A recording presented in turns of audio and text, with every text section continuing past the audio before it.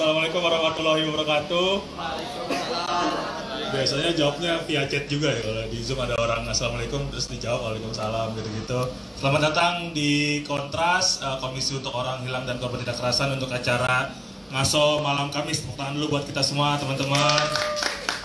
Oke, setelah sekitar 20 edisi kita bikin secara online lewat Instagram Live dan juga Zoom. Kali ini kita langsung ketemu tatap muka, walaupun tetap teman-teman di sini saya yakin udah vaksin, terus juga pakai protokol kesehatan kemana-mana.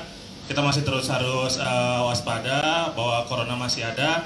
Tapi kita coba perlahan-lahan, pelan-pelan untuk coba terus bersilaturahmi ya, tukar pikiran, tukar rasa untuk hal-hal yang kita rasa penting. Salah satunya untuk penegakan hak asasi manusia yang terus diperjuangkan oleh aksi Kamisan selama ini. Kayak sesuai yang sudah diinfokan bahwa malam ini kita akan ngobrolin satu tema yang seru banget belakangan karena jadi keresahan banyak orang ya, utamanya mama, ini termasuk kucing kayaknya di belakang juga resah kalau teman-teman lihat karena stok ikan goreng yang buat dikasih ke dia kayaknya berkurang juga karena makin banyak makanan yang digoreng. Iya, karena harus direbus, katanya dibikin rujak gitu-gitu kalau kata Bu Mega sebagai pembina ini Pancasila dan lain-lain. Oke, kita akan ngobrol bareng Biko Zabar Pradano dari Indonesia Corruption Watch. Halo, malam. Dari Jangan Tepuk Tangan buat Biko. Malam semuanya. Panggilnya Biko aja. Panggilnya Biko aja. Lengkap banget ya. Panjang banget. Awal doang, Bik. Oh iya. Teman-teman yang punya pertanyaan silakan sampaikan aja di kolom komentar dan lain-lain. Atau yang di sini nanti bisa tanya langsung. Pokoknya kita ngomongin soal isu yang hangat belakangan, soal langkanya minyak goreng, terus ternyata nggak langka tapi stoknya banyak, tapi karena harganya ditetapin rendah, disimpan aja, terus begitu harganya dihapusin, langsung banyak. Blueber lagi, kayaknya itu stoknya bisa buat berenang tuh, minyak gorengnya. 100% ya? Harganya 100%. Sebelum harga gorengan di warteg naik, gue nggak tahu ada isu itu, Bik. Serius, karena gue nggak dekat sama minyak goreng ya. Jarang bersentuhan sama minyak goreng, gitu-gitu. Jarang masak, gitu-gitu. Tapi begitu dapat pengumuman dari ibu-ibu warteg kalau harga gorengan di sini naik ternyata 3.002, biasanya 1.001 kan. Tapi kemarin gue di sana tuh 5.003 loh. Seriusan gue nggak bohong ya. Karena begitu anjir dikali bata ini informasi valid ya. Ketika kemarin mau buka puasa, bro sekarang gorengan 5.003 gue anjir. Itu baru dan ya ada gua track isunya gimana pemberitaan dan lain-lainnya. Coba Bik, jadi jelasin kenapa akhirnya kondisi per minyak gorengan di negara kita bisa begitu chaosnya nih. Yeah.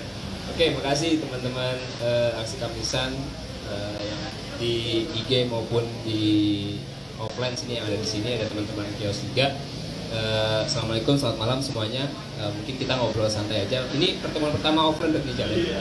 Ini pertemuan pertama offline dan apa namanya kalau Ngaso malam Kamis. Tapi seingat gue sempat offline terakhir di Jokios kan sebelum pandemi kan.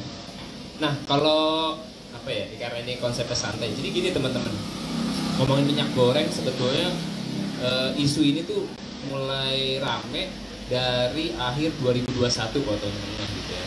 Akhir 2021 itu isu soal kelangkaan sama harga yang melambung tuh mencuat gitu. Nah, itu udah cukup lama. Jadi di akhir 2021. Nah, kemudian ternyata selama proses pemerintah banyak kebijakan lah itu ya. Macam-macam dikeluarin termasuk pada saat lalu ya, beberapa waktu lalu bilang isu penimbunan gitu ya. Jadi di tataran bukan di hulu tapi di hilir gitu ya. Tapi ternyata sampai bulan Maret itu kemarin nggak selesai juga gitu kan. Nah itu juga yang kita jadi bingung. Nah kalau pertanyaannya kenapa ini minyak bisa naik kayak gini, faktornya banyak ya sebetulnya, nggak tunggal gitu ya. Ada beberapa, selain memang harga minyak dunia juga melambung. Tapi sebetulnya yang perlu kita catat dan ini perlu kita kritisi sampai sekarang adalah soal gimana negara atau pemerintah mengantisipasi dan menjaga kestabilan harga pangan termasuk minyak goreng. Nah, kenapa? Karena kalau teman-teman perhatiin isu ini kan bergulir udah lumayan lama gitu ya. Tapi kemudian makin kencang jelang hari-hari besar. kayak sekarang bulan puasa gitu kan. Kita udah prediksi sebetulnya ini sebetulnya apa namanya momentum hari besar yang bisa diantisipasi soal kenaikan harga pangan termasuk minyak goreng gitu. Nah, usut punya usut ternyata dari akhir tahun lalu sampai dengan kemarin di bulan Maret, kebijakan negara mulai dari HET gitu ya, harga eceran tertinggi yang waktu itu, terus kemudian ada apa namanya yang mungkin lumayan DMO waktu itu ya, ada kemudian sedikit juga, ini ternyata nggak bisa neken dan yang bikin jadi ironis sampai sekarang ya pernyataan Jali tadi, loh kok begitu headnya hapuskan ini minyak langsung banyak nggak jadi langka. Berarti persoalan utamanya sebenarnya apa nih? Jangan-jangan ada kartel yang bermain yang nyimpen minyak itu supaya ya udah nanti dinaikin ketika harga lumayan tinggi. Waktu itu kok nggak salah 14.000 ya, maksimal kan 14.000. Tapi susah banget kalau teman-teman mau lihat, itu susah banget pada saat itu gitu kan. Nah, tapi kemudian ketika sekarang dilepaskan ke mekanisme pasar, terus kemudian itu dihapuskan, sekarang melimpah, bahkan per 2 liter itu bisa sampai 50.000 ya, sekarang 25.000 gitu. Nah itu persoalannya banyak sih. Jadi pertama tadi ya soal harga minyak dunia, yang kedua soal permainan kartel perdagangan. Nah ini kalau teman-teman ya yang kita kutip dari beberapa pernyataan negara dalam hal ini Menteri Perdagangan, dia bilang kan kayak kami akan membongkar mafia minyak goreng gitu. Nah sebetulnya yang sampai sekarang itu belum terbuka, itu pernyataan yang sebenarnya harus dibuktikan, karena sampai sekarang kita belum tahu. Bahkan teman-teman yang kemarin pada demo sebenarnya juga salah satunya soal isu minyak kan, mana nih mafia minyak? Gitu. Ada poster yang salah satu yang ramai itu OnlyFans cepet mafia minyak lama. Nah itu benar itu mohon maaf ya. Jadi kita nggak perlu pakai mohon maaf sebetulnya, karena ini memang sudah seharusnya, sudah sepantatnya dan sepatutnya bahwa ini isu yang sifatnya massal gitu ya. Minyak goreng itu kebutuhan dasar kan. Nah ini yang jadi pertanyaan, mana mafia minyak goreng yang kemarin katanya mau dibongkar, 2 hari ditagih belum ada, 3 hari kemudian nggak ada gitu ya. Nah ini yang kemudian jadi catatan dari ICW juga sama teman-teman koalisi. Jadi kita ada koalisi jalan, namanya Kapan. Kapan turun? Kapan koalisi anti mafia pangan, itu ada ICW, ada KRKP, Komite Rakyat untuk Kedaulatan Pangan, ada Solidaritas Perempuan, LBH Jakarta juga sama teman-teman BEM UI seperti itu. Itu sih secara umum gitu ya. Tapi memang ada lagi yang kemarin juga jadi jadi catatan soal beberapa kebijakan yang diambil pemerintah disinyalir justru menguntungkan beberapa perusahaan besar saja gitu ya. Salah satunya soal insentif biodiesel atau B30 yang ya secara matematika ekonomi sederhana ya lebih menguntungkan subsidi untuk untuk minyak lain ketimbang untuk minyak goreng gitu kan. Akhirnya mereka beralih ke sana, minyak goreng tinggi kayak gitu. Itu sih sebenarnya sih secara umum ya kalau bisa bilang gitu sih.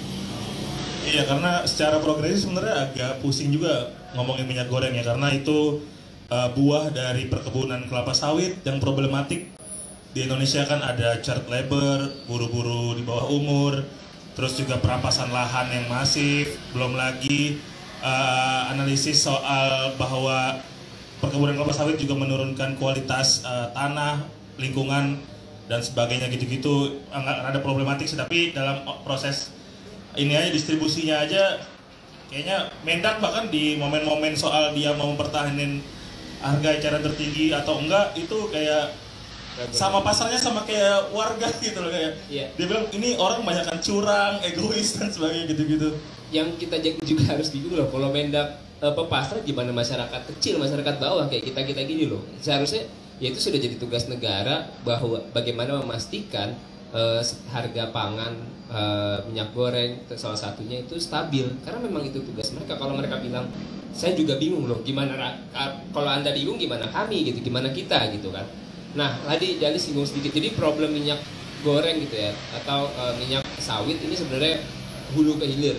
Mungkin yang sekarang terasa sebenarnya di hilirnya gitu ya, soal harga. Tapi benar tadi di problem hulu ada soal alih fungsi lahan perkebunan sawit seperti itu, terus kemudian tadi isu ketenagakerjaan, kemudian konflik lahan itu kan banyak. Bahkan kasus yang di Langkat itu juga yang kerangkeng itu salah satu di perkebunan sawit ya. Nah, betul. Jadi kita kalau melihat mungkin ya teman-teman di Greenpeace gitu ya, teman-teman Auriga yang bisa menceritakan secara utuh bagaimana sebetulnya persoalan industri sawit kita gitu ya, karena memang kemarin kan beberapa tahun lalu sempat ramai juga yang kebakaran hutan, kebakaran lahan. Itu kan sebenarnya lahan perkebunan salah satu. Jadi itu di hulu ya teman-teman. Jadi problem di hulu saja tata kelola sawit kita itu masih banyak bermasalah, dan ketergantungan ke sana dibuat lebih besar ketergantungan kita, sehingga yaitu masyarakat dipaksa untuk menggunakan itu, dan sejumlah korporasi yang ya akhirnya pada akhirnya dia yang benar besar. Nah, satu lagi sebenarnya yang juga kita bisa kritisi bareng, kalau teman-teman sadari sebetulnya bicara soal minyak itu kan ada banyak proses gitu ya, yang mungkin kemarin teman-teman ikuti. Nah, yang juga jadi bukan keprihatinan ya, mungkin keanehan bagi sebagian masyarakat. Ini kok dalam penderitaan masyarakat ketika minyak naik, kok elit kita rasanya tidak menunjukkan rasa empati. Salah satunya tadi yang jadi buka gitu, pernyataan bahwa tiba-tiba kita suruh makan rebusan lah gitu kan, pernyataan seorang elit para elit politik. Sebut aja Megawati. Iya, karena ada berapa nama, gue lupa. Ada fotonya tuh di depan kita tuh. Oh iya benar. Orangnya tuh sebagai geng-geng. Oh iya benar ya. Pelanggar HAM berat dulu. Oke. Iya, karena ya Megawati itu salah satu yang bilang bahwa seolah-olah persoalan minyak goreng ini persoalan ibu-ibu aja ya kan, dia mengarahkan ke situ. Ibu-ibu suruh rebus-rebus dong, emang nggak bisa. Nanti dia menarik itu ke problem domestik. Padahal lebih dari itu peran perempuan bisa, dan ini juga persoalannya bukan soal merebus atau enggak, ini soal pemenuhan hak dasar warga oleh negara kayak gitu sih. Oke, tepuk tangan dulu buat kita semua teman-teman. Itu emang fenomena yang pasti real ya buat kita gitu, walaupun mungkin yang di sini mayoritas teman-teman anak muda yang mungkin juga sebagai kelas menengah pesannya GoFood, GrabFood, ShopeeFood, Traveloka, Maxi, semuanya sebut tapi nggak perlu masak sehingga ngerasa nggak relate sama itu, harga minyak goreng. Tapi oh ini ya? Iya, ada aplikasi itu, dia ada makanannya nggak sih? Nggak ada ya? Oh ada juga, ada. Ada warna kuning. Oh warna kuning. Oh iya. Golkar. Iya. Itu segala. Tapi sebuah merek pasti sebutin, nggak apa-apa lah. Mungkin nggak relate, tapi kalau teman-teman pulang ke rumah pasti curhat sama ibu-ibunya pasti pada sering curhat kan, gimana susahnya. Bahkan di berbagai provinsi ada fenomena bahwa orang yang mau beli minyak goreng tuh ngantri, bahkan harus bawa KTP, bawa kartu vaksin dan sebagainya gitu. Jadi memang satu problema yang real gitu dirasain di masyarakat. Berikutnya mungkin kemarin gue lihat juga di ICW lagi ngomentarin soal ini ya, langkah pemerintah nanggulangin tingginya harga minyak dan keresahan masyarakat, yakni pakai cara lama, cara yang juga dipakai sama Presiden Susilo Bambang Yudhoyono dulu, yakni BLT, bantuan langsung tunai. Yang dulu sebenarnya PDI itu gimana sih, nolak gak sih waktu itu? Nolak kan? Dulu iya, pada saat itu kan oposisinya. Oh, iya. Waktu itu kan. Nah, sekarang ada lagi programnya BLT. Sekarang iya. Ya jadi ini menarik sebenarnya sih. Problem jadi pemerintah itu kemarin tuh ya. Itu nggak pernah bicara.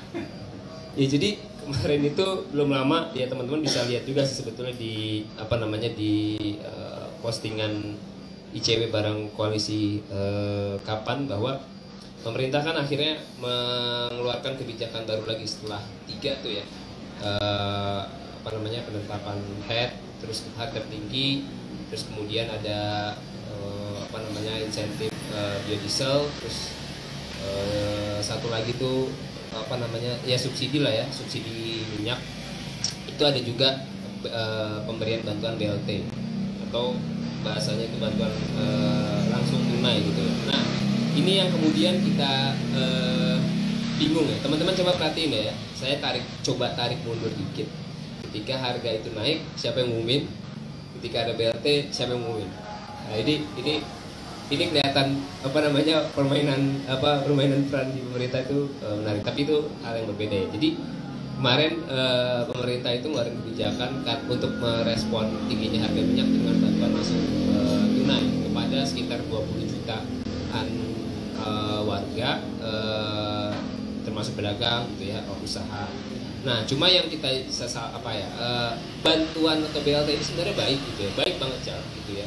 Tapi lagi-lagi ini seperti menambal luka gitu ya, luka yang sedikit tapi di bawahnya itu masih ada koreng. Dari dalam itu nggak diobatin. Jadi kebijakan BLT yang dikeluarkan pemerintah itu tidak menyelesaikan persoalan kemahalan minyak goreng secara komprehensif atau secara utuh. Karena hanya sesaat aja, ya udah memang sekarang mungkin selesai gitu ya. Tapi setelah itu yang harus dibongkar itu kan mafia minyak goreng, mafia pangan itu sendiri. Nah itu yang sebenarnya yang harus diselesaikan, problem akar permasalahannya itu gitu ya, bukan hanya sekedar memberikan bantuan gitu ya. Tapi jadi bantuan itu baik gitu ya, tapi harus ada yang dilakukan lebih dari itu.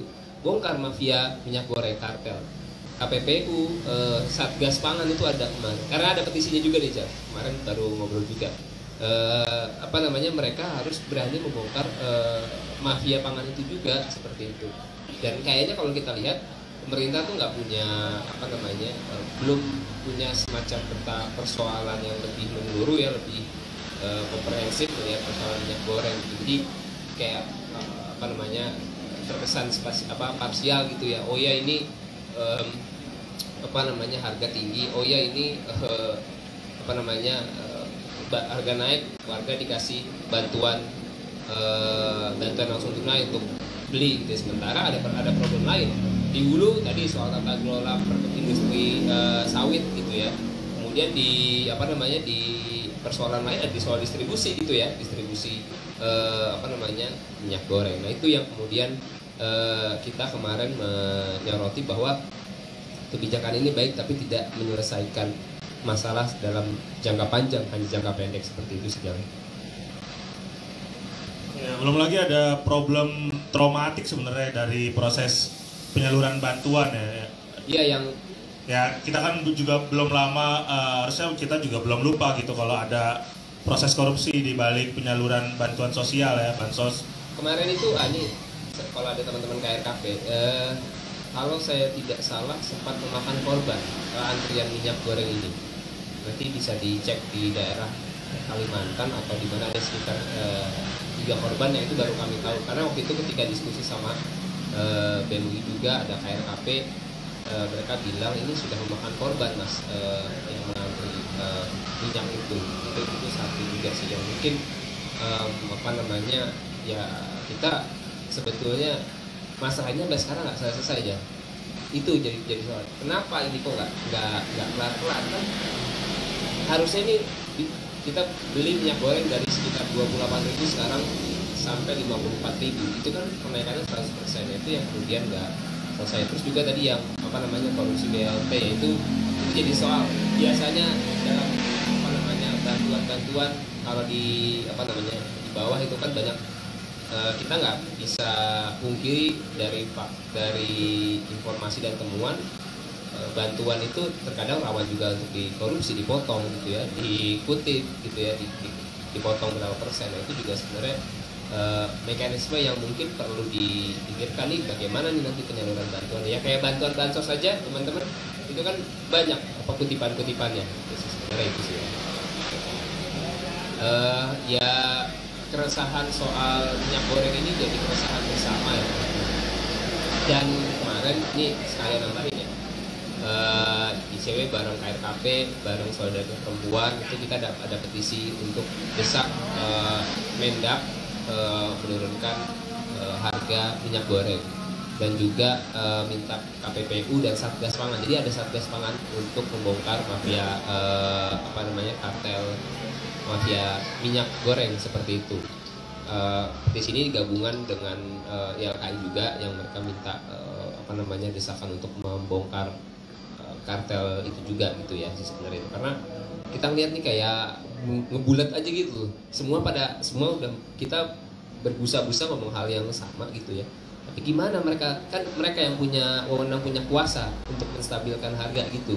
Itu sih yang kemudian kita sampai sekarang masih menyoroti gitu. Nah, rencananya sih teman-teman mungkin yang menyaksikan ini bisa bantu juga di change.org/turunkan harga minyak goreng. Yaitu kita akan menyerahkan petisi itu nanti ke KPPU juga untuk mendesakan mereka. Sekarang tuh udah ada sekitar 11 ribuan lebih sih. Turunnya harga minyak dan kebutuhan pokok lainnya itu jadi salah satu tuntutan dari gerakan mahasiswa dan masyarakat ya, yang begitu marak dan ramai dan cukup memuncak di tanggal 11 April kemarin. Walaupun akhirnya agak anti klimaks karena ada satu peristiwa kekerasan. Buat Bang Ade Armando, cepat sehat Bang Ade, semoga bisa pedes lagi kayak Indomie Bang Ade ya. Kalau ngomongin Ade Armando kan Indomie Bang Ade ya, itu kita mengutuk keras ya tindakan kayak gitu ya. Kita boleh beda pendapat, beda gagasan, opini, tapi bukan berarti membenarkan kekerasan seperti itu gitu kan. Kita coba lagi balik ke isu atau substansi utamanya, yakni memang ya kemarin juga seolah-olah pemerintah nanggapinnya soal isu 3 periode doang gitu, padahal isu yang lebih real dirasakan masyarakat. Ada beberapa tuntutan kan ya? Kalau nggak salah ada beberapa tuntutan segitu. Iya, seenggaknya itu 3 kalau nggak salah. Ada yang ingat nggak? Coba, ada 4, coba nih kita maju undang ke depan. Kita udah agak-agak lupa nih. Karena kemarin gak ada ya. Ada mantau doang. Iya, mantau ya. Sama kayak Darmando. Mantau. Aduh, ayo coba diingatkan nih publik yang lagi nonton di sini di Kontras ataupun di Instagram Live. Pertama pasti ngomongin tolak gagasan penundaan pemilu dan perpanjangan periode ya. Kedua soal harga-harga bahan pokok. Terus yang ketiga itu soal minyak. Bongkar mafia minyak. Oh, bongkar mafia minyak. Jadi ada turunkan harga pokok, terus konflik agraria juga iya, dengan contoh-contoh seperti di Wadas, Wawoni, Parigi Mutong dan sebagainya, yang itu juga diikuti sama represivitas aparat. Jadi memang itu isu-isu yang dijumpai keseharian warga gitu, yang emang masih jadi keresahan banyak pihak. Yang kemarin sih entah ini bisa kita pegang atau enggak ya, di hari Minggu kan Presiden Jokowi juga udah menyampaikan lewat thread Twitternya, yang walaupun bukan dia yang ngetik, pasti adminnya. Yang dulu adminnya juga pernah salah tuh, ngetik soal Jepang-Jepangan dulu. Asiknya acara Jepang gitu-gitu lah pokoknya. Kayaknya dipecat adminnya udah. Tapi kemarin adminnya nge-tweet soal kebijakan kalau Jokowi nggak mau perpanjang periode atau menunda pemilu, dan firm bahwa pemilu akan dilaksanakan 14 Februari atau di hari Valentine tahun 2024. Oh iya. Ya. Benar juga ya. Pas banget tuh. Pas banget itu, makanya entah apa tujuannya, kayaknya pasti ditolak juga sama teman-teman garis keras. Kalau Valentine nggak boleh ngapa-ngapain harusnya. Tapi at least libur sih pasti kan, kalau hari pemilu kan bagusnya. Iya memang. Iya. Ya jadi ini gue coba sedikit yang kemarin ya, aksi teman-teman mahasiswa di berbagai penjuru di Indonesia, bahkan sampai sekarang gue lihat itu salah satunya yang tuntutan besarnya kan menolak penundaan pemilu ya, perpanjangan masa jabatan presiden, dan juga soal harga minyak goreng yang melambung tinggi dan mendesak penurunan harga gitu. Gue kemarin coba nyimak dari teman-teman ya, ternyata sampai dengan hari ini masih aksi yang dilakukan oleh teman-teman mahasiswa di berbagai daerah itu masih ramai gitu ya. Kemarin di Semarang, Surabaya itu masih masih cukup ramai di sini. Dan salah satunya tuntutannya juga soal minyak goreng itu sih. Jadi itu karena ya memang seharusnya ini bisa diantisipasi gitu ya. Satu berarti pemerintah ini kan sudah berlarut-larut gitu ya, dan DPR katanya sudah bentuk panitia khusus gitu ya, panja atau pansus gitu untuk isu soal minyak goreng ini. Cuma kita nggak tahu nih progresnya sejauh mana ya, karena memang terlalu banyak isu ya kemarin. Jadi kalau kita tuntut Mendak buat nurunin harga minyak, kalau emang nggak bisa turun aja lah Mendaknya. Bisa jadi begitu gitu. Dia Mendak, terus tadi ada Satgas Pangan dan sebagainya. Bahkan Prabowo Subianto, Menteri Pertahanan juga mau ngurusin pangan buat food estate di Kalimantan Tengah gitu-gitu dan gagal mengelola pangan ya. Dia digaji untuk itu, kalau gagal ya harusnya SP lah minimal dan ya pecat lah ya. Ya kalau sebetulnya kalau gue sebelum mengarah situ supaya dia menyelesaikan persoalan ini, karena kita ngerasa belum selesai. Kemarin juga sempat ada bicaraan gitu, ini sebenarnya Mendak ini mampu nggak nih atau kita minta dia turun gitu ya. Enggak, yang kita minta tuntut sekarang adalah bagaimana pemerintah menstabilkan harga minyak goreng, itu aja. Karena itu kuncinya ada di sana. Yang punya wewenang dan punya kuasa yang mengatur regulasinya soal ini itu pemerintah yang bisa. Ya mereka bilang ya mafia itu tunjukin gitu loh. Ini kemarin banyak meme soal ya tadi gitu kan, apa namanya? Jadi yang cepat istilahnya apa? Yang ungkap cepat ya. Aplikasi link-link itu yang OnlyFans cepat. Itu OnlyFans itu aplikasi netral sebenarnya. Yaitu tempat para kreator untuk mengeluarkan produk-produk keseniannya gitu. Iya, OnlyFans. Gak bisa kita peorasi sebagai tempat. Karena waktu itu aja kasusnya Marcel aja itu emang. Ya, gitu. Itu juga salah polisi. Ya makanya panjang itu ntar di tema berikutnya aja. Kita undang Marcel lah untuk curhat. Ya tapi itu poinnya bahwa di kasus yang punya magnitud besar, yang punya pendekatan ke publik, yang punya dampak yang besar ke masyarakat, itu malah belum diangkat sampai sekarang. Bahkan lempar-lemparan. Waktu itu kalau teman-teman ingat ya, Mendak sempat bilang dalam 3 hari akan mengumumkan, dalam 2 hari akan mengumumkan mafia minyak. Kemudian dilempar ke kepolisian. Belum ada itu informasi soal itu. Nah ini gimana nih mereka sering lempar-lemparan, karena ini tadi mafia ini salah satu penyebab dari kelangkaan dan kemahalan minyak goreng. Meskipun tadi ya tidak hanya persoalan soal mafia, tapi juga soal bagaimana pemerintah sebetulnya mengatur stabilitas semua harga bahan pangan, termasuk juga minyak goreng kayak gitu. Dan ini jadi agak serius gitu ya. Harus dong. Sedikit gitu. Harus serius kita. Karena ada visinya, dan kemarin ada YLKI juga kan bilang kayak ini kita ngomongin ini udah bulat nih dari kemarin, mengulang-ulang hal yang sama katanya gitu kan. Ya, ini soal ada pemerintah ngambil berapa langkah ya kebijakan menekan harga lewat head B30 dan lain-lain, tapi kemudian kok nggak bisa gitu. Sebenarnya ada apa nih? Berarti kan diduga kan ada kartel, ada minyak. Cuman yang kemarin dimunculkan kan yang mohon maaf ya kelas-kelas ceri ya, penimbunan itu loh, itu bukan dan yang paling kocak itu salah satunya adalah para politisi dan partai bisa loh menyelenggarakan operasi pasar dan bagi-bagi. Itu juga agak bingung sih minyak dengan harga murah loh. Nah itu juga agak ini sih, mereka di cewek nggak kebagian mau operasi pasar juga. Gue dapetnya minyak mahal kemarin gitu ya, itu juga kemarin juga jadi bingung nih. Ada beberapa pihak yang jadi ini panggung politik juga sih sampai kemarin kan gitu ya, bilang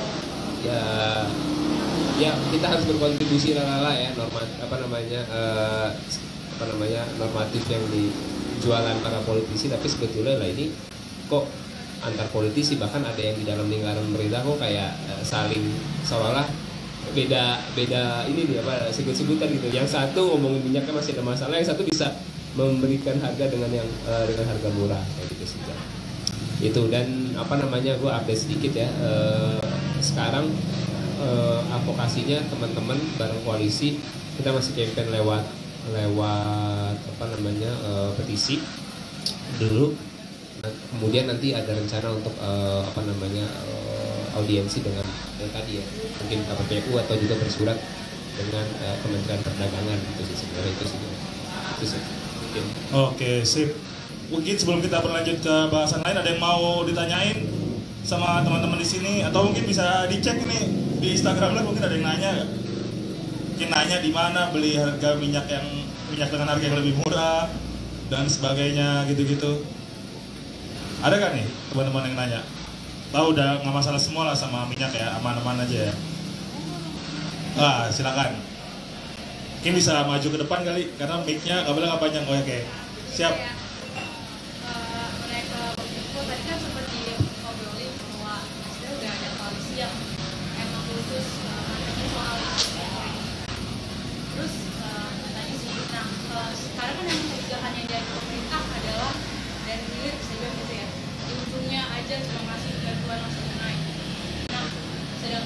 kalau misalkan menurut teman-teman koalisi, baiknya adalah ya stop kartelnya.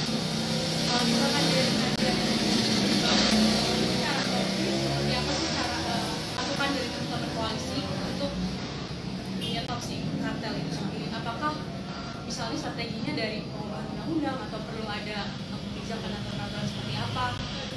Itu sih kira-kira bacaannya teman-teman koalisi buat masukan atas masalah ini. Oke, mantap pertanyaannya. Mungkin bagi yang teman-teman di live mungkin agak kurang kedengeran. Jadi tadi teman kita bertanya gimana saran dari koalisi ini, dari kapan tadi ya, ke permasalahan di sektor hulu, yakni soal distribusi, regulasi dan sebagainya, apa sebenarnya yang perlu diperhatikan nih sama Mendak, DPR dan sebagainya untuk menyelesaikan masalah minyak goreng ini. Big. Ya. Kalau untuk ya itu apa namanya rekomendasi koalisi sebetulnya wewenang untuk membongkar ya, bukan menyetop membongkar kartel atau membongkar mafia itu kemarin desakannya kita tujukan ke KPPU, Komisi Pengawas Persaingan Usaha. Nah itu kemarin yang kita minta ke sana untuk mereka, karena kewenangan itu ada di ada di mereka, ada undang-undang yang mengawasi isu persaingan usaha, dan itu KPPU sebetulnya sudah bisa mengambil langkah untuk itu tadi menelusuri informasi dan membuktikan atau menyelidiki dugaan adanya kartel di minyak goreng. Itu yang pertama. Nah yang kedua tadi soal mafia minyak goreng.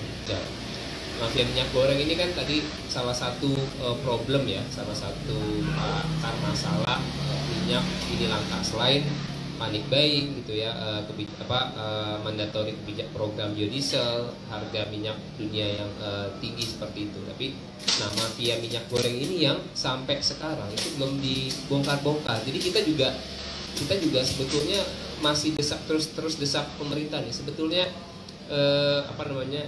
sudah sejauh apa gitu. Ini mungkin ini penting ya, pertanyaan kita tujukan ke kepolisian maupun ke Kemendak. Apa perkembangan atau progres terkini dari upaya pemerintah membongkar mafia minyak goreng? Itu yang mungkin perlu kita desak sekarang.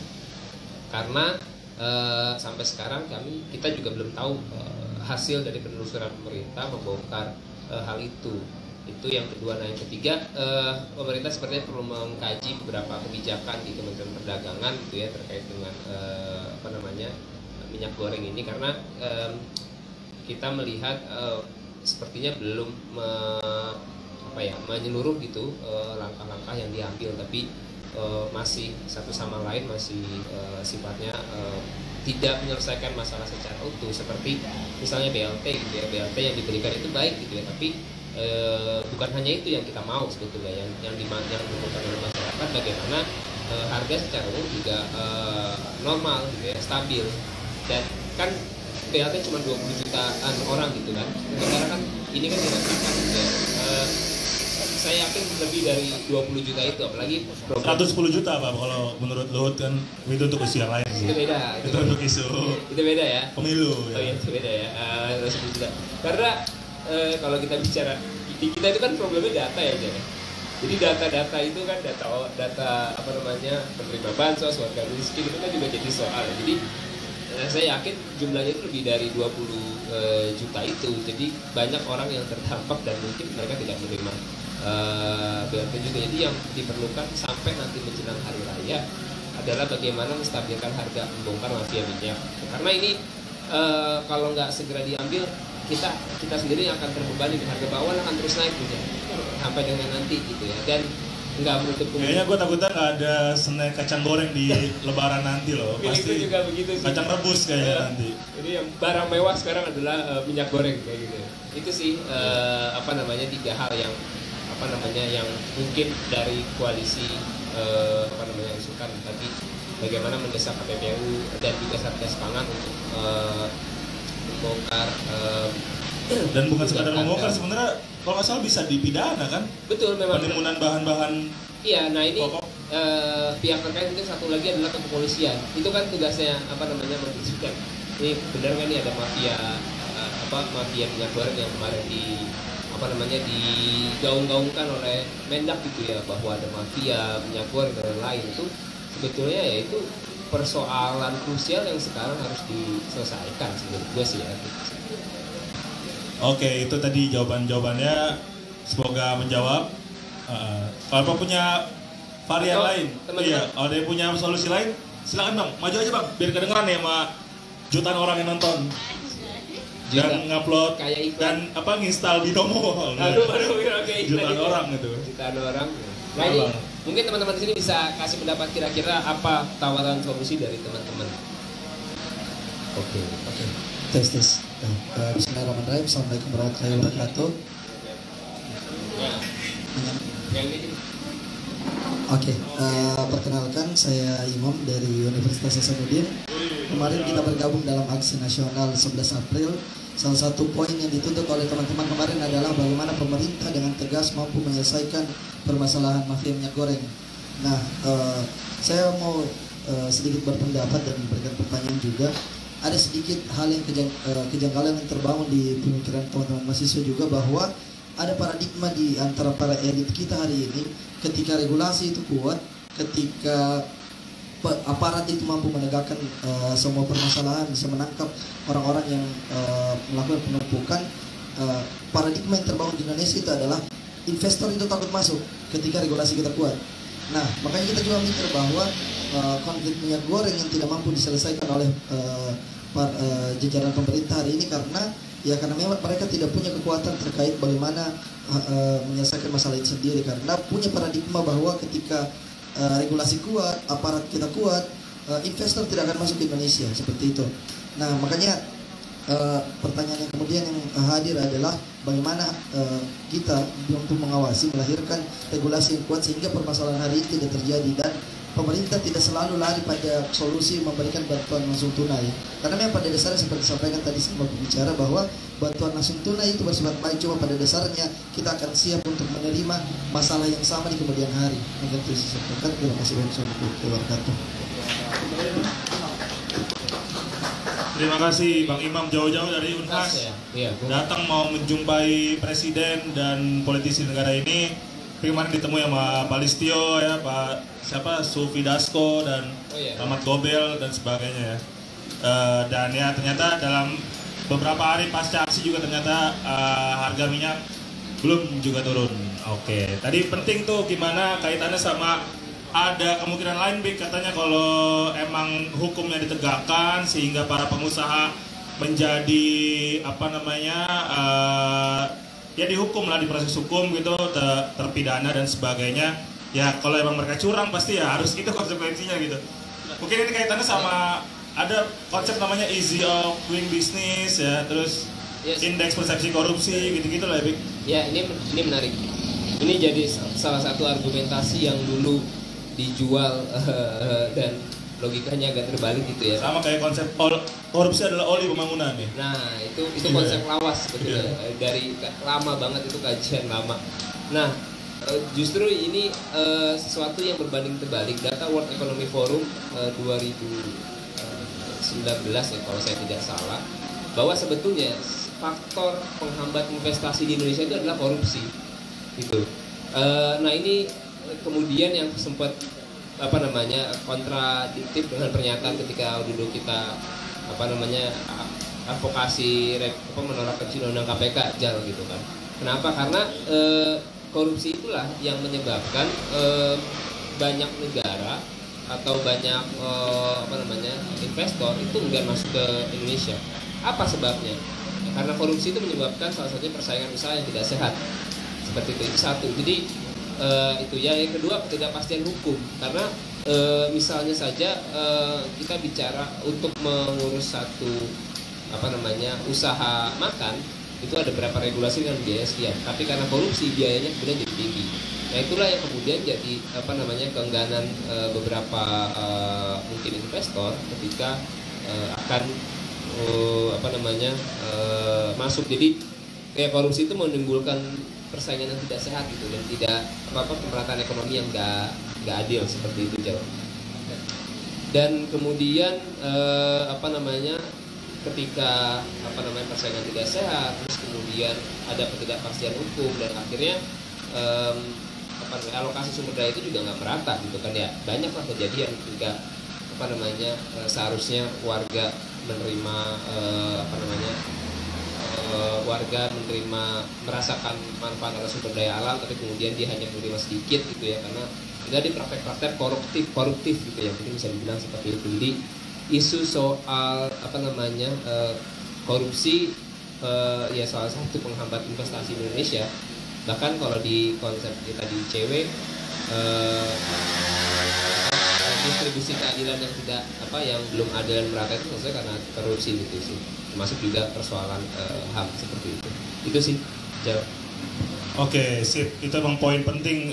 Banyak alibi-alibi yang sebenarnya habis konteks ya, jadi seolah-olah mau melindungi penjahat gitu, padahal fungsi hukum itu kan akhirnya yang harus memisahkan orang-orang yang udah melakukan tindak pidana, kecurangan, kejahatan untuk ditindak sebagaimana mestinya, sehingga orang-orang yang jujur bisa mendapatkan haknya gitu, sehingga sila kelima di Pancasila kita bisa terwujud, dan ini keadilan sosial bagi seluruh rakyat Indonesia ya. Iya. Ini gue jadi penasaran karena ingat 2019 ya. Oh ya 2017. World Economic Forum ya. 2017 tapi kita waktu itu kayaknya karena banyak korupsi juga yang bikin Elon Musk nggak jadi investasi di Indonesia nih. Iya, yang bisa jadi. Luhut marah-marah tuh Elon Musk. Bisa jadi karena politik gak stabil ya. Padahal Indonesia udah bikin karangan kalau Elon Musk kesini bisa bikin dari sini ke Los Angeles bisa 2 jam doang cuy. Seriusan? Iya, bikin gitu penyataannya. Kalau SpaceX jadi dari Indonesia, gila, Indonesia Amerika 2 jam doang. Gue gak kebayang tuh gimana ya. Sama kayak bilangnya IKN juga mau jadi cepat, tapi ternyata crowdfunding juga. Fundraising. Sama aja nih kayak kontras lagi. Dengan ICW kontras aja fundraising. Iya, ICW juga ya. Mendingan teman-teman donasi di ICW atau ke kontras aja gitu ya. Iya, suruh patungan ibu kota negara baru kan. Oke teman-teman, satu lagi sebenarnya bahasan yang cukup menarik yang lagi dikerjain ICW juga, karena tema diskusi kita malam ini kan soal polemik minyak dan ketidakbejusan negara yang banyak gitu. Tapi sebenarnya kita mau mengerucut ke satu fenomena, yakni satu nama yang emang jadi sering orang yang ada di depan dan menciptakan berbagai masalah gitu. Ya sebut saja Luhut Binsar Panjaitan ya kan? Karena banyak banget lah akhirnya permasalahan yang dihadirkan, dan ICW juga lagi coba terobos lewat proses permintaan transparansi ya. Informasi dari big data yang diklaim oleh Luhut bahwa ada 110 juta orang yang pengen Pak Jokowi bertambah periodenya atau pengen pemilu ditunda. Apa nih Bik yang lagi dilakuin sama ICW Bik soal ini Bik? Ya, jadi ini menyoal Lord Luhut gitu ya, ini salah satu aja, karena bicara yang kemarin kita soroti adalah soal klaim bahwa ada dukungan 110 juta yang mendukung adanya penundaan pemilu atau perpanjangan masa jabatan presiden. Nah, itu yang kemudian kita minta kepada Menko Marves ya, sebagai pejabat publik untuk membuka data tersebut. Kemarin sekitar 2 minggu lalu kita mengajukan permintaan informasi secara resmi ke Menko Marves untuk meminta data tersebut dibuka gitu. Dari mana basis datanya? Karena banyak pihak yang kemudian melihat ini kok nggak mungkin gitu ya data. Dia bilang data pengguna internet aja kemarin ada yang bilang nggak sebesar itu. Dari mana gitu ya karena dicek dari percakapan. Nah itu yang kemudian kita desak bahwa pernyataan ini harus dibuktikan karena dia sebagai pejabat publik, dan suka tidak suka teman-teman mungkin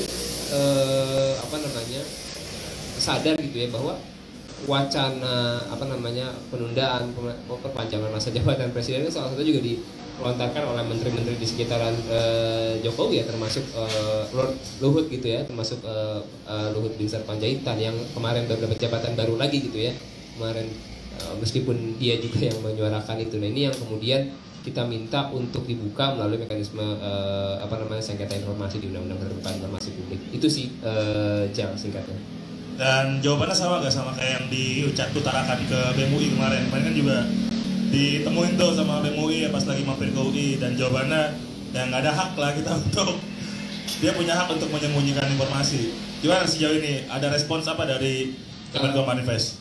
juru bicara sih bilang. Jody itu ya? Iya, dia bilang itu kan data internal, saya bilang.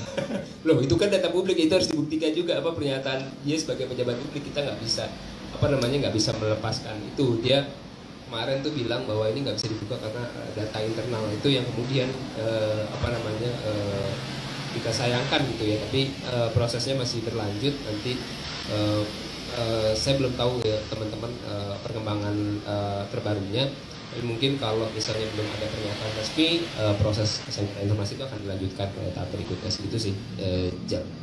Ya, andai kita kayak sengaco mereka yang pakai undang-undang ITE buat mentersangkakan Fathia dan Haris. Ya, we love you Fathia Haris, semoga nonton dan semangat terus. Kita nggak kayak gitu ya. Iya. Dan menolak hal itu juga. Iya, itu kan ya walaupun ya pendapat dibebaskan, tapi kalau bohong ya perlu ada klarifikasi dan sebagainya ya. Betul, dan ini yang kemudian dalam konteks negara demokrasi atau proses berdemokrasi, inilah yang kemudian harus dibuktikan gitu ya. Pernyataan tadi misalnya soal data 110 juta meskipun itu data internal, itu harus disampaikan ke publik kalau memang itu adalah klaim sepihak gitu ya, atau informasi yang hanya ya klaim sepihak, informasi yang mungkin tidak begitu valid gitu ya.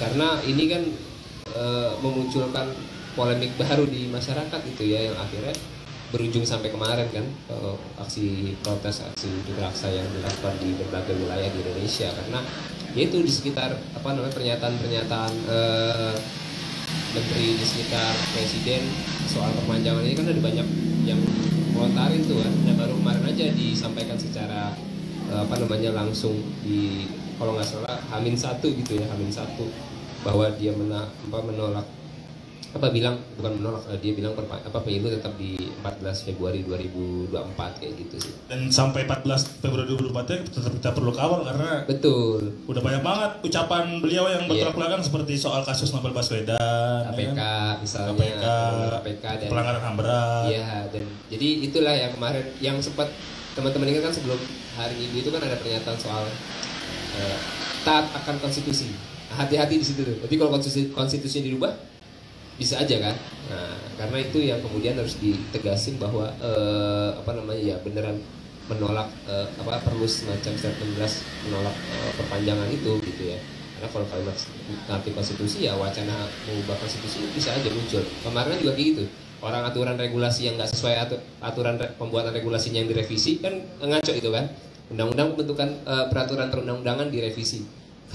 Padahal kemarin proses misalnya dari Omnibus Law sampai KPK ada soal partisipasi publik yang nggak masuk, itu sebenarnya kan udah hal yang memang diatur dalam proses pembentukan undang-undang, tapi ketika itu nggak sesuai malah itu yang direvisi. Ini sebenarnya hal lain yang memang kita lagi-lagi perlu kita soroti gitu ya. Banyak masalah, banyak persoalan di di luar sana yang kita hadapi, nggak hanya soal pandemi gitu ya. Di masa pandemi banyak elit yang kemudian menunggangi berbagai macam hal gitu ya ke masyarakat, sehingga masyarakat akhirnya yang dirugikan sebetulnya. Oke, mantap. Tepuk tangan dulu buat Biko dan kita semua, teman-teman. Oke, kita udah hampir di penghujung acara sebenarnya, tapi sebelum itu terima kasih buat teman-teman semua yang udah mau hadir. Insya Allah setelah ini kita bisa rutin lah bersua 2 pekan sekali. Semoga Chaos Ojokes juga cepat buka kembali. Walaupun sulit sih karena dulu dia kan dibangun sama salah seorang co-founder lapor COVID, juga mantan ICW juga ya, sedang di Amerika. Ya, lagi nonton juga nih. Ketat pasti protokolnya, tapi ya semoga bisa jadi endemis karena tapi kayaknya diprotes nanti ucapan kita nih Mbak. Ya, mungkin ada proses pakar kesehatan yang punya kapasitas bahas itu. Tapi ini juga terbuka di sini ya? Iya, ini terbuka sih. Tapi kalau di kontras sih aman lah insyaallah. Iya. Gak tahu tapi kalau pulang bisa jadi diikutin. Anda belum bayar kalau lagi gitu. Terima kasih juga buat Kios Ojo Kios, teman-teman. Jadi per hari ini kayaknya sih sampai ke depannya kalau teman-teman kangen sama rasanya kopi Chaos tapi kejauhan di Lebak Bulus bisa beli kemasan botol. Ini jarang-jarang ada program ini di endorse nih ya kan. Ini bisa dibeli di Kontras. Iya. Bisa dibeli di Kontras nih, kita tersedia. Ada juga Kukeos, kue yang sangat enak. itu bisa jadi pilihan buat kue lebaran teman-teman. Dan banyaklah varian menu lainnya. Di sini juga kita lagi cuci gudang kaos-kaos edisi Laba Kontras, murah banget, cuma cukup 50.000 satu piece. Ada berbagai desain. Wah, minum testimoni rasanya gimana? Ini sih masih enak sama kayak sebelum pandemi kayaknya. Wah, mantep kan? Rasanya rasa mesti tidak percaya tuh. Oke. Mungkin terakhir bisa diupdate ke teman-teman yang di sini ataupun di rumah. ICW lagi ada kegiatan apa? Kalau nggak salah lagi ada lomba ya? Oh iya. Oke, pertama terima kasih buat teman-teman Kamisan, teman-teman kios-kios yang menyaksikan di live IG Instagram gitu ya, dan yang hadir di sini. Senang banget pembahasan soal minyak goreng ini juga jadi concern teman-teman gitu ya, karena memang sekali lagi ini bukan soal isunya memang terkesan elit, tapi kalau teman-teman lihat sekarang isu ini adalah langsung berdampak pada masyarakat di tingkat bawah, dan banyak hal yang bisa kita lakukan gitu ya. Yang pertama tetap mendesak negara, dan yang kedua salah satu yang teman-teman bisa bantu juga adalah mendesak melalui petisi change.org. Ketik aja change.org /turunkan harga minyak goreng. Nah itu di situ teman-teman bisa tanda tangan petisi. Petisi itu diinisiasi oleh ICW, Komite Rakyat untuk Kedaulatan Pangan, KRKP, ada Solidaritas Perempuan, ada LB Jakarta, ada BMUI juga, dan ada YLKI juga karena digabung gitu ya. Teman-teman bantu tanda tangan di situ, mendesak agar pemerintah segera menurunkan harga, membongkar mafia minyak ataupun kartel, dan juga menstabilkan harga minyak goreng. Itu yang pertama, teman-teman. Nah yang kedua, ini promosi tadi karena boleh ya. Jadi ICW lagi akan dalam beberapa hari ini sih sebenarnya itu akan dirilis datanya ya. Tapi kemarin sudah kita rilis, kita sedang mengadakan lomba grafis lawan korupsi gitu ya. Lomba grafis lawan korupsi ini sebenarnya adalah bentukan teman-teman muda, teman-teman kreatif gitu ya, atau siapapun itu untuk bisa bersuara mengkampanyekan isu korupsi melalui karya. Ada 3 aja, jadi bisa buat poster, kemudian bisa buat video reels atau TikTok ya yang sekarang lagi rame, dan juga grafis atau infografis seperti itu. Nah temanya apa? Nantikan di website ICW antikorupsi.org. Tapi yang jelas saya kasih bocoran sedikit, isunya soal penanganan pandemi COVID-19. Ini bareng LC juga nih sebenarnya. Ada LC, ada Lokataru, ada YLBHI. Jadi isu besarnya soal penanganan, bagaimana potret 2 tahun penanganan pandemi. Jadi teman-teman bisa join, ada hadiahnya juga lumayan. Berapa? Adanya berapa? Lebih gede aja, totalnya 21 juta. Itu tiga, itu bisa dibayangin lah itu ya. Lumayan, bisa beli iPhone 14 kayaknya. Iya. Belum ada di pasar. Belum ada jalan, gue baru bilang 14, gue pikir lagi. Iya, harus beli minyak goreng. Bisa beli minyak goreng ya. Bagi deh, terus nyalek nanti 2024 kepilih. Ya teman-teman gitu ya, bisa join, nanti informasinya ada di website ICW, tapi cek aja di Instagram sahabat ICW, lomba grafis lawan korupsi. Terima kasih. Oke, tepuk tangan buat kita semua.